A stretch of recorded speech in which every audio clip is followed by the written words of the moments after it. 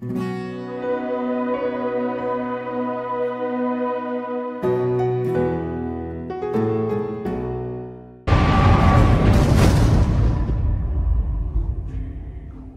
we're in a world that good is bad and bad is good, okay? That right is wrong and wrong is right, and there's tons of confusion. So this series deals with exactly what it sounds like, the last evangelist. Absolutely awesome, and you know, quite timely, because I know this is one of the subjects you're actually going to be tackling on the show, and this headline came out an hour ago in the UK, and it says a US technology firm to implant 50 employees with identification microchips. Now, I bring that up just to serve as an example of these are the times that we are now living in. And I'll bring you in at this point as well, Anthony, because this RFID, this microchip, and this plays into everything we cover as well. It does. And, you know, for many years, people thought it was just in the world of conspiracy, but it's right in our face and it's in the mainstream. It's no longer, you know, Hollywood movies. This is today. This is the present time. And it's been the present time for several years in terms of chipping. This is nothing new. You know, Amazon, which is in my world, because they're in the world of entertainment now, they have just put an offer in to buy Whole Foods, okay?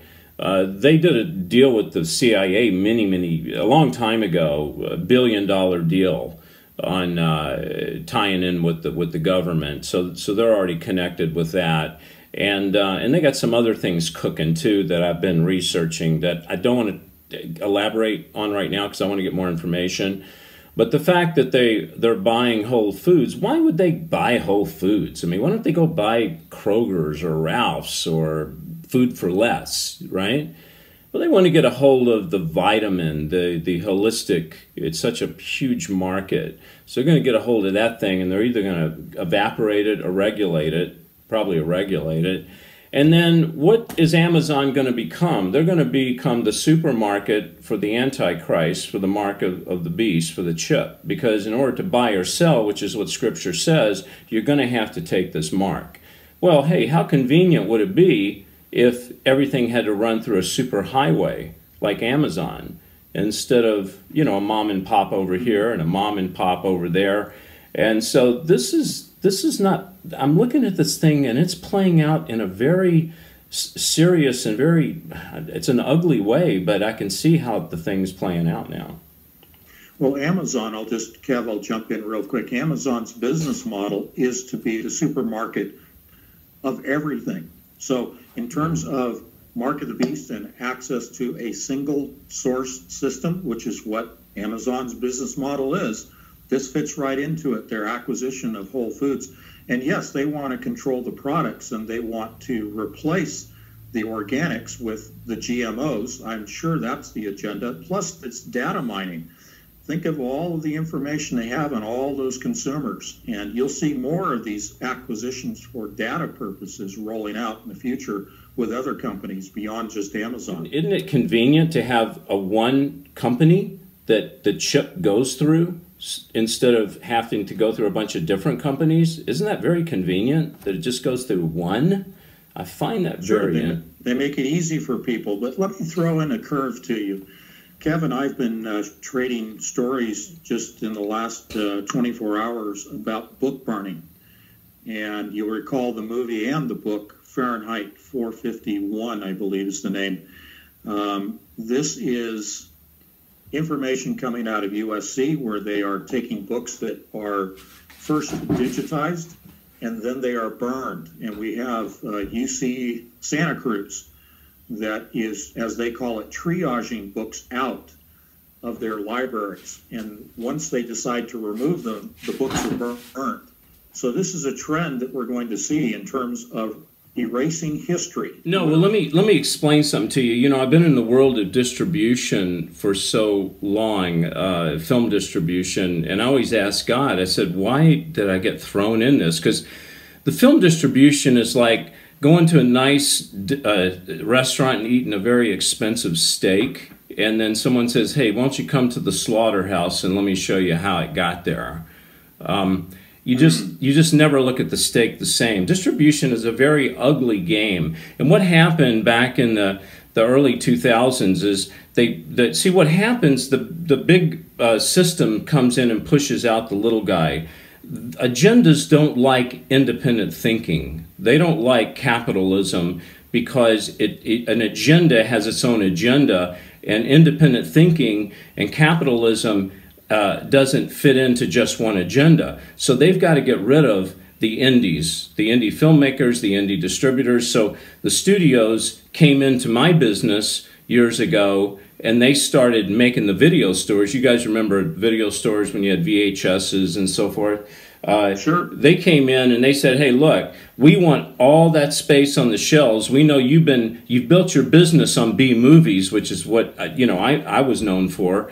But we don't want you to have any more B movies there.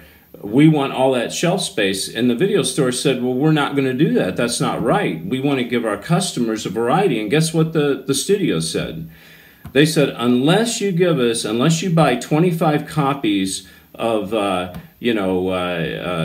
latest Star Wars, you will not get the rest of our big movies that come out. And all of a sudden the mom and pops are going, and even Blockbuster is going, well, wait a minute, we can't survive without the big. So they forced the companies to take their movies and even take their lower end movies. They forced it movies you never heard of, or they wouldn't give them the big movies. I mean, do you remember going into a video store and you finally saw titles that never went to the theater, you never heard of? They had major stars in them, but they went straight to video. Well, that's direct to video. Direct to video. Well, that's what they did. They went in and they knocked guys like me off the shelf. And they came back to me and they said, David, we know we bought 3 of your copies last time. We can only buy 1 this time. Well, that drove guys like me out of the market. So why am I saying this? It goes back to the same thing you're saying, Anthony, is they have to get rid of the independent thinkers, the independent writers, the independent creators, because the agenda has but one mindset, okay?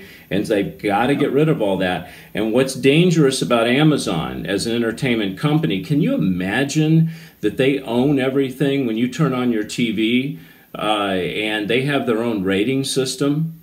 And their rating system has nothing to do with saying the F-bomb or 4-letter words and you're sitting there watching with your kids. Their rating system says, don't bring God into the picture too much, okay? Right. If you do, don't be radical, right? I believe in my heart that David really is on a mission. And, I love my TV shows, love my movies, and this Last Evangelist, I want to see it. So can I just give the website out real quick? Absolutely. Go for it. If you could go to lastevangelist.com, lastevangelist.com, there's a newsletter there. Sign up for it. God told me that He wanted me to build a community of over 2 million people. Figure that one out. I'm going to need help, folks, on that. But go there and sign it. We'll help you with that one, baby. Don't worry, we'll help you. Thanks.